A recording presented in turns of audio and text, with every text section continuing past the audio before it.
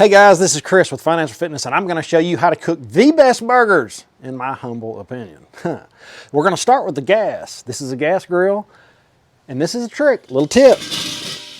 If you're going to use a gas grill, get a good regulator. This is an old acetylene regulator, and I can't find a good regulator, so I put a good Victor regulator on it, and it never fails me. And I can throttle this baby up however I want to.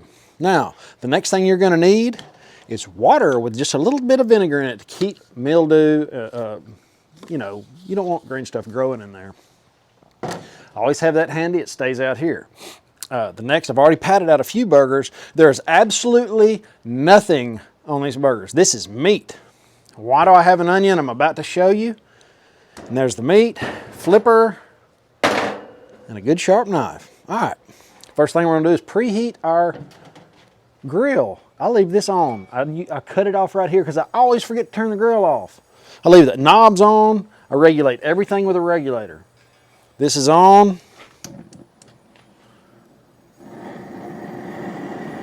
Turn on it. If you got one side that doesn't want to light,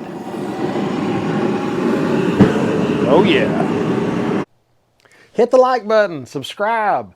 Go check out my welding channel. I'll put it in the description below. Thanks, guys. Now, show the fire to them. That's a little bit obscene. You know, it's too much.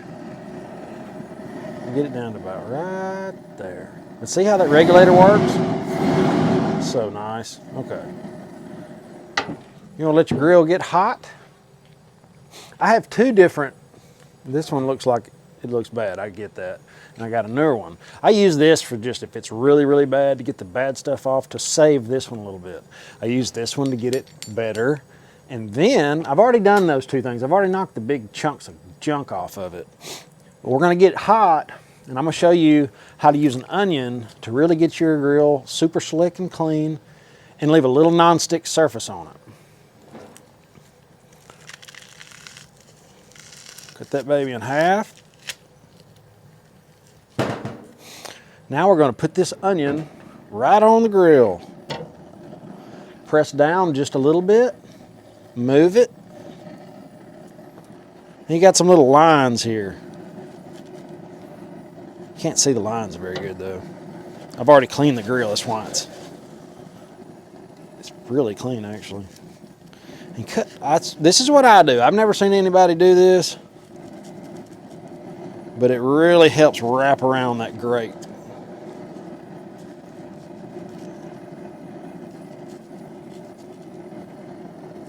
When we put our burgers on there, see? All right. Throw that baby on there and find your, oh, look, it really fits on there good. Scrub it around. Let that onion get all over everything. It's gonna get all over it.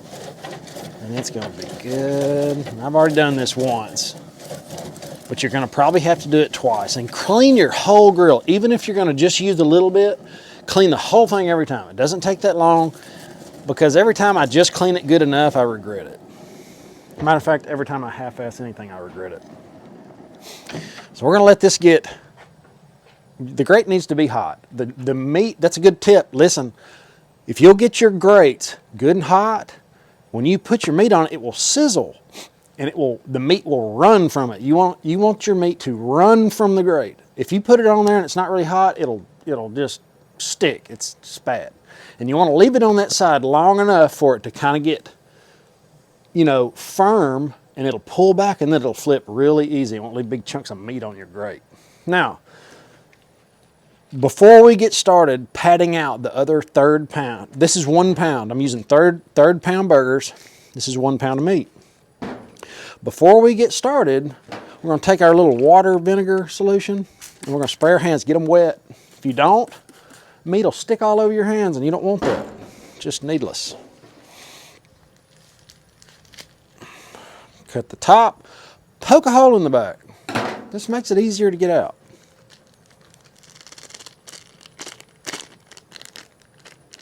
Now, a third and a third. Having third pound burgers.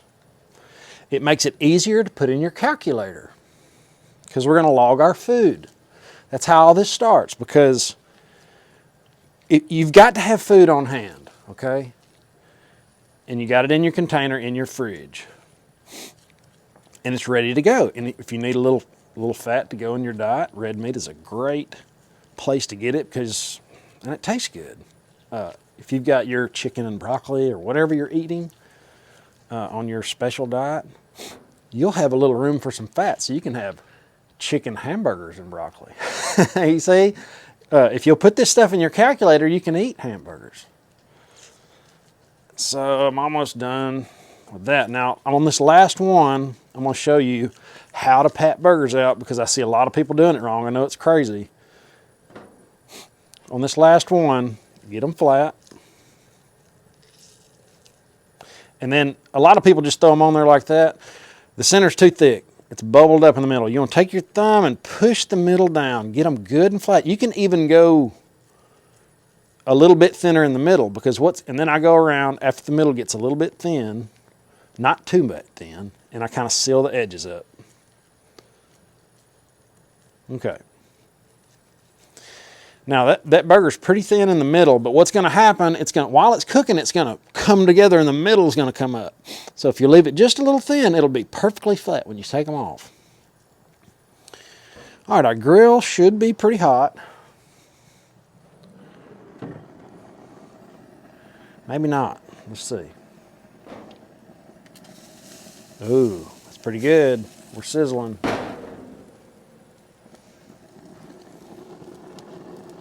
I wish it was a little bit hotter. It'd be all right.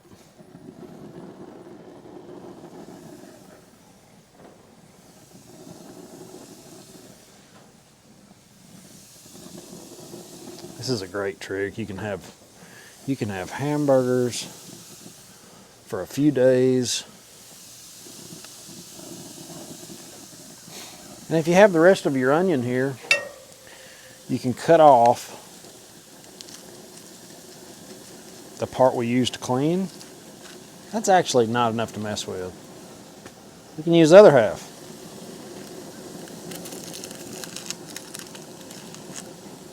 And you can have grilled onions. Who doesn't like grilled onions?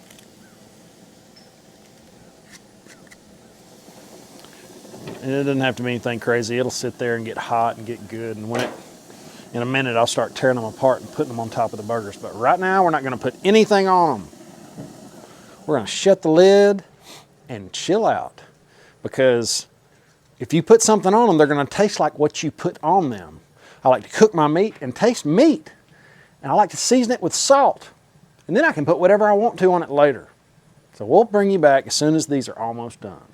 Yeah, they call me the fireman. You're going to have these problems. That's my name. Look, you just got to keep on hitting it. I know it looks scary. You got to put that fire out. Ooh, yeah. It's no big deals. The big deal is, okay, hey, they're starting to get there.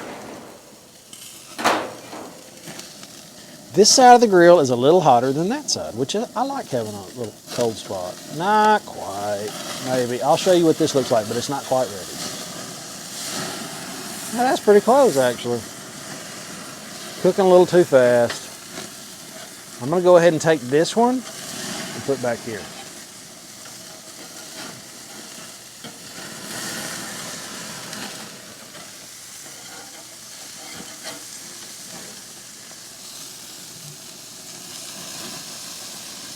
Okay, we're gonna let these other ones kind of, we can flip them a little bit. I don't know, I'm a little early. Those need to wait. And go ahead, look, these little fires, go ahead and put them out. You want your grill to be greasy, just like a big greasy cooking area. If you let things burn that crust up and causes a bunch of carcinogen, we're already getting enough carcinogen.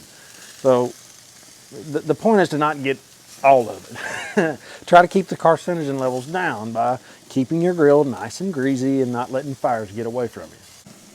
All right, guys, we're just about done cooking. Keep beating those flames down. And to be honest with you, I've got some holes down there in my little metal thing that covers up the flame. And when it drips, it's going straight through and it's causing these little fires. It's not a big deal. But I want to tell you about something that is an absolute game changer. This will help you more than you can ever imagine. If you don't have one, I encourage you to get one. I'll put a link in the description below. My buddy sells ones like these. It's got poultry, ground beef, you know, it's got all your measurements here, your degrees. 160 is what we're looking for. So you just whip it out. I don't know how to get that on camera, but oh, that's close. Oh, it's so close. 159, good enough. We got 158. Oh, it's perfect. 160. See, these burgers are done. Man, those look good. All right, guys, we're all done with our burgers. Cooked them to 160 degrees. I got my avocado, a whole small avocado, my bacon, and my eggs. This is breakfast. I'm doing the keto diet, and I'm gonna show you the LifeSum calculator and how it adds up. But first, I'm gonna show you how I season everything on here. Nothing has seasoning. It only tastes like what it is. No, just remember, just try salt on something. See what it tastes like. Oh man, it's gonna be good. These eggs are over easy. Oh my goodness. With a piece of this burger meat, it is gonna be, it looks really good. I gotta go, I gotta do it. Poached eggs. Poached eggs, yeah. So good. And the avocado's gonna complement it, excellent. It's gonna be great. I hope you have an awesome day. Like and subscribe. This is Financial Fitness. I'll see you tomorrow.